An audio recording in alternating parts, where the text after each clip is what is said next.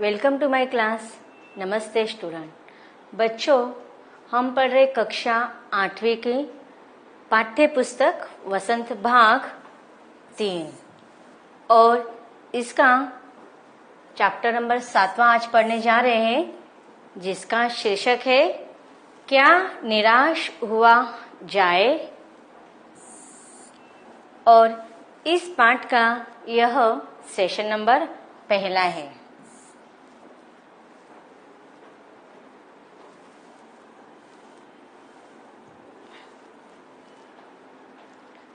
क्या निराश हुआ जाए, इस पाठ के लेखक है हजारी प्रसाद द्विवेदी, जिनका जन्म 19 अगस्त 1907 को हुआ था।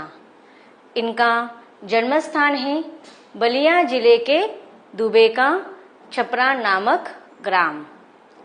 इनके पिताजी का नाम है श्री अनमोल द्विवेदी। यह कवि आधुनिक काल के कवि माने जाते हैं, जबकि हजारी प्रसाद द्विवेदी यह कवि भी है और लेखक भी है। इन्हें आधुनिक काल का लेखक क्यों माना जाता है? क्योंकि इनके रचनाओं में अधिकतर आधुनिक विचारों की धारा देखने को मिलती है। इनकी अधिकतर विधि है लिखने की, जो वह उपन्यास है कि साहित्य में बहुत सारी विधाएं होती है, जैसे कि नाटक, कविताएं, उपन्यास, छोटी छोटी कहानी संग्रह। इन्होंने यह सारी कहानी संग्रह लिखे हैं, सारी विधाओं में लिखे, लेकिन उनकी प्रमुख विधा है उपन्यास। इनका मृत्यु 19 मई 1979 को हुआ था। अब और विस्तार से लेखक की जानकारी हासिल करते हैं।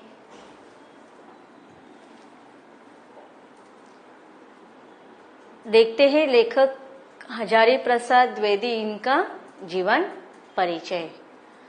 हिंदी साहित्य के श्रेष्ठ निबंधकार आचार्य हजारी प्रसाद द्विवेदी का जन्म, देखिए आप, इनको कौन से उपाधि से कहा जाता है, दी गई है आचार्य। आचार्य का अर्थ होता है ज्ञानी या विद्वान। इनका जन्म 19 अगस्त 1907 को बलिया जिले के दुबे का छपरा नामक ग्राम में हुआ था। इनके पिता पंडित अनमोल द्विवेदी संस्कृत के प्रकांड पंडित थे। द्विवेदी जी का प्रारंभिक शिक्षा गांव के स्कूल में ही हुई। वहीं से इन्होंने मिडिल की परीक्षा पास की।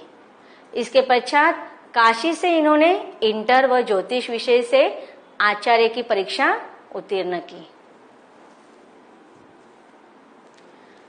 शिक्षा प्राप्ति के पश्चात शांति निकेतन पहुंच गए और कई वर्षों तक हिंदी विभाग में कार्य करते रहे और वहीं से इनके विस्तृत अध्ययन और लेखन का कार्य प्रारंभ हुआ।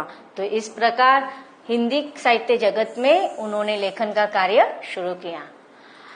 आचार्य हजारी प्रसाद द्विवेदी का व्यक्तित्व प्रभावशाली और उनका स्वभाव सरल तथा उदार था। वे हिंदी के अलावा अन्य भाषाओं के भी विद्वान माने जाते हैं, जैसे कि अंग्रेजी, संस्कृत तथा बांग्ला। इन्हें भक्तिकाल के साहित्य का अच्छा ज्ञान था, इसलिए उन्होंने बहुत ऐतिहासिक पुस्तकें भी लिखी। अब देखते हैं साहित्यिक सेवाएं, अर्थात उन्होंने कौन कौन से साहित्यिक विधाओं में अपना लेखन कार्य किया था। हजारी प्रसाद द्विवेदी निबंधकार थे। जैसे कि आज का जो पाठ हमने पढ़ने जा रहे हैं, वह एक निबंध का ही प्रकार है।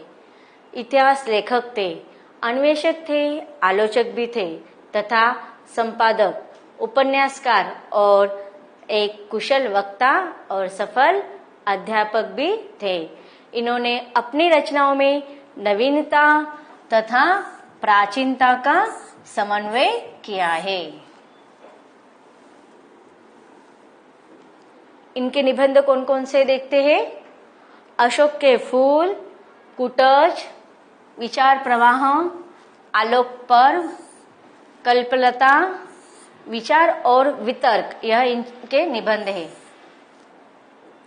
इन्होंने कुछ आलोचना साहित्य भी लिखे हैं जिनके नाम है सूरदास, कबीर, साहित्य सहचर, साहित्य का मर्म, कालिदास की लालिव्य योजना।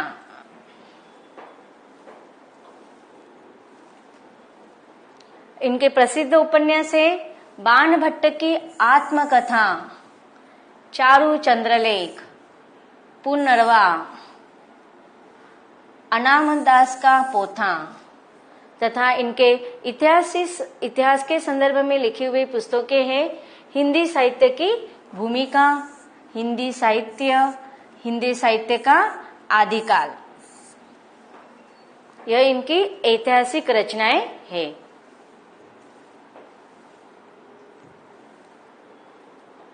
इनके अन्य रचनाएं हैं संक्षिप्त पृथ्वीराज रासो, संदेश रासक, मृत्युंजय रविंद्र, महापुरुषों का स्मरण।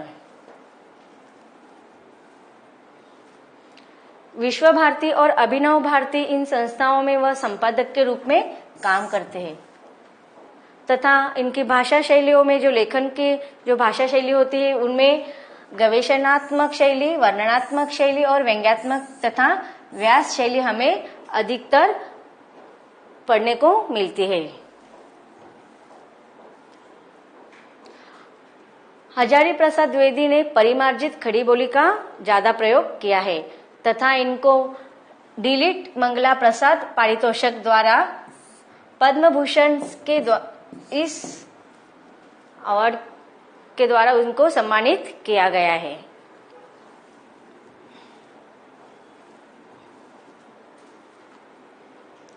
तो बच्चों, ऐसे हिंदी जगत में आधुनिक काल का वर्णन करने वाले लेखक हजारी प्रसाद द्विवेदी द्वारा लिखा गया पाठ क्या निराश हुए जाए, यह एक निबंध है और आज हम वही पाठ को पढ़ने जा रहे हैं। तो सबसे पहले हम पाठ को पढ़ते हैं। बच्चों, तो हम पढ़ रहे क्या निराश हुआ जाए, यह निबंध और इसके लेखक है आचार्य हजारी प्रसाद द्विवेदी।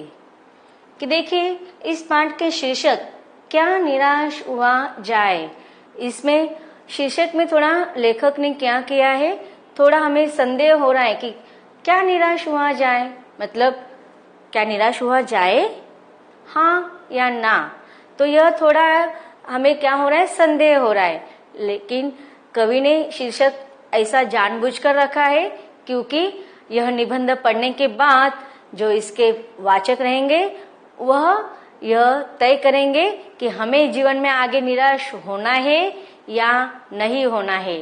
तो क्या निराश हुआ जाए, इस निबंध के द्वारा लेखक हजारी प्रसाद द्विवेदी इन्होंने जीवन के प्रति हमें निराश न होते हुए हमेशा आशा भरे जीवन जीना चाहिए, यह संदेश देने का प्रयत्न किया है। कि देखिए, आज हम सुबह उठते ही समाचार पत्र पढ़ते हैं या फिर क्या करते हैं, समाचार चैनल जो होते हैं वह सुनते हैं, लेकिन हमेशा इन समाचार पत्रों या समाचार चैनल में जो न्यूज होते हैं, जो खबरें होती है, वह कौन सी होती है, इससे क्या होता है, उस जो खबरें हम पढ़ते हैं उससे हमारा मन क्या हो जाता है, निराश हो जाता है। क्यों? क्योंकि आए दिन हम हमेशा हर पत्रिकाओं के कोने में देखते हैं जो महत्वपूर्ण न्यूज होते हैं वह किसी ऐसे कोने में लिखी जाती है जिस पर हमारे नजर नहीं जाते, और जो अपघात या भ्रष्टाचार, दुर्घटनाएं, चोरी, ऐसे जो न्यूज होते हैं जिससे पढ़ने के बाद हमारा मन निराश हो जाता है, उसे फ्रंट पेज पर लिखा जाता है। और न्यूज चैनल भी क्या करते हैं, ऐसे चीजों को बड़ा चढ़ाकर दिखाते हैं। तो लेखक यही कहना चाहता है कि सही में यह समाज में सिर्फ ऐसे ही घटनाएं घटित होती हैं क्या, इसका असर समाज पर क्या हो रहा है और आगे चलकर आगे की पीढ़ी पर इसका क्या परिणाम होने वाला है, यह लेखक के मन में आए हुए कुछ सवाल है। और इस प्रकार यहाँ पर कवि यही बताना चाहते हैं कि जो चीजें समाचार पत्र में होनी चाहिए, जो महत्वपूर्ण चीजें होनी चाहिए, जिससे समाज में वाचकों को उल्लासित हो जाए, उनकी निराशा आशा में बदल जाए, ऐसी भी बहुत सारी खबरें होती है। लेकिन न्यूज चैनल वाले या समाचार पत्र वाले क्या करते हैं, ऐसे चीजों को ज्यादा महत्व नहीं देते। तो यही सारी चीजें, इसका ही सारे वर्णन लेखक ने इस पाठ के द्वारा किया हुआ है। तो सबसे पहले हम पाठ को पढ़ते हैं।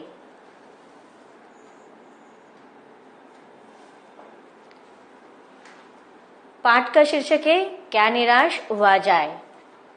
मेरा मन कभी कभी बैठ जाता है।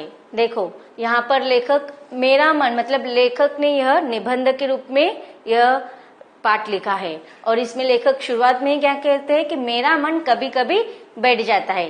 मन बैठना, इसका एक मुहावरा है। क्या अर्थ है इसका? मन बैठना अर्थात उदास होना। तो लेखक कह रहे हैं कि मेरा मन कभी कभी बैठ जाता है। क्यों उदास हो जाता है? कि समाचार पत्रों में ठगी, डकैती, चोरी, तस्करी और भ्रष्टाचार के समाचार भरे रहते हैं। तो लेखक क्या कह रहे कि यह समाचार पत्रों में हमेशा ठगने वाली, डकैती की, चोरी की, तस्करी की और भ्रष्टाचार के ये समाचार पढ़ पढ़कर यह सारी चीजों को इतना दोहराया जाता है, इतना महत्व दिया जाता है। तो यह समाचार पत्र के इस समाचार को पढ़कर, इन खबरों को पढ़कर मैं उदास होने लगता हूँ। आरोप प्रत्यारोप का कुछ ऐसा वातावरण बन गया है कि लगता है देश में कोई ईमानदार आदमी ही नहीं रह गया है। तो देखो आजकल देखते हैं हम, सामाजिक स्थिति हो या राजनीतिक स्थिति हो, किसी भी स्थिति में हम देखते हैं कि लोग क्या करते हैं, एक दूसरे पर आरोप प्रत्यारोप करते रहते हैं, कि एक दूसरे के दोषों का उल्लेख करते रहते हैं। आगे लेकर कहते हैं आरोप प्रत्यारोप का कुछ ऐसा वातावरण बन गया है कि लगता है देश में कोई ईमानदार आदमी ही नहीं रह गया है।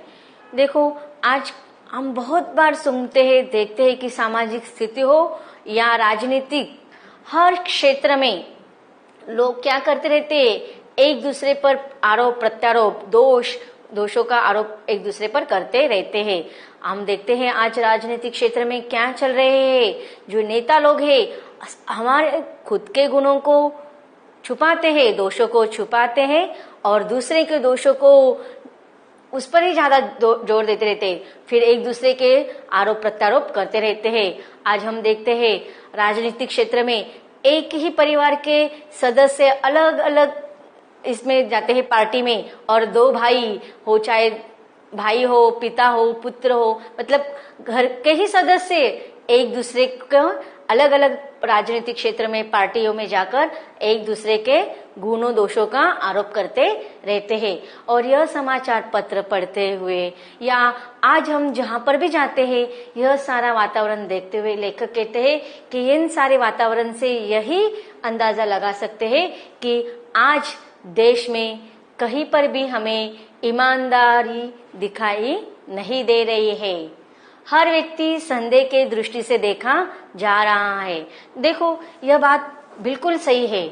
आज देखते हैं हम घर के बाहर जाना कितना घबराहट जैसी हो गया है कि हर व्यक्ति अगर जब घर के बाहर जाता है तो 4 बार सोचता है कि पता नहीं घर के बाहर में जाने के बाद क्या होने वाला है, जो जिसके साथ मैं संपर्क में आऊंगा वो लोग सच में अच्छे होंगे या बुरे होंगे, पता नहीं। आज देखते हैं हम हमारे बच्चों को अकेले छोड़ नहीं सकते हैं, कहीं से भी कोई भी व्यक्ति आकर बच्चों को अपहरण कर लेते हैं, मतलब हम किसी पर भी विश्वास नहीं कर सकते हैं। हर व्यक्ति को हम संदेह की दृष्टि से, साशंका की दृष्टि से देखते हैं।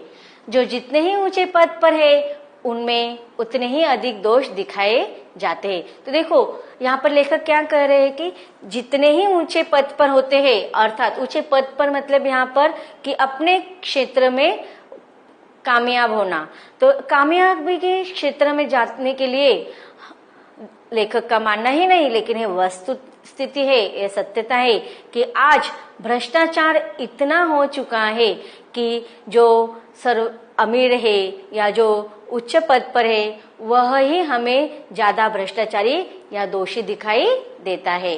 यहाँ पर लेखक यही कहना चाहते हैं कि जो मेहनत करने वाले लोग हैं वह क्या हो रहे हैं, नीचे दबे जा रहे हैं, मेहनत करते ही रह जा रहे और उनका फायदा उठाने वाले लोग भ्रष्टाचार या अन्य चीजों के माध्यम से क्या कर रहे हैं, उच्चता गांठ रहे हैं, उच्चता के पद पर जा रहे हैं।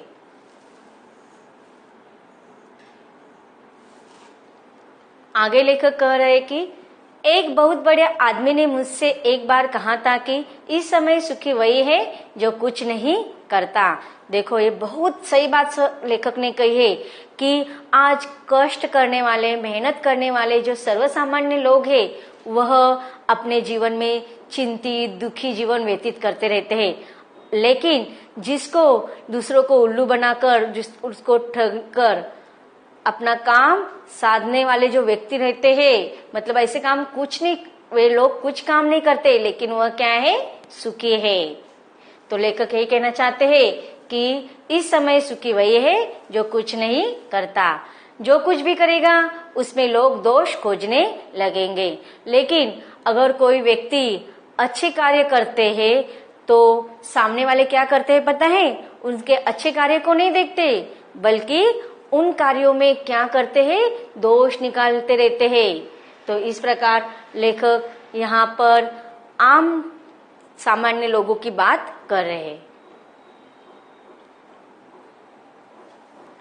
तो बच्चों, अब तक हमने क्या निराश हुआ जाए इस पाठ के लेखक का परिचय पढ़ा और इस पाठ के शुरुआत के परिच्छेदों को हमने पढ़ा। अब इसके अगले भाग में पाठ को हम कंटिन्यू पढ़ते हैं।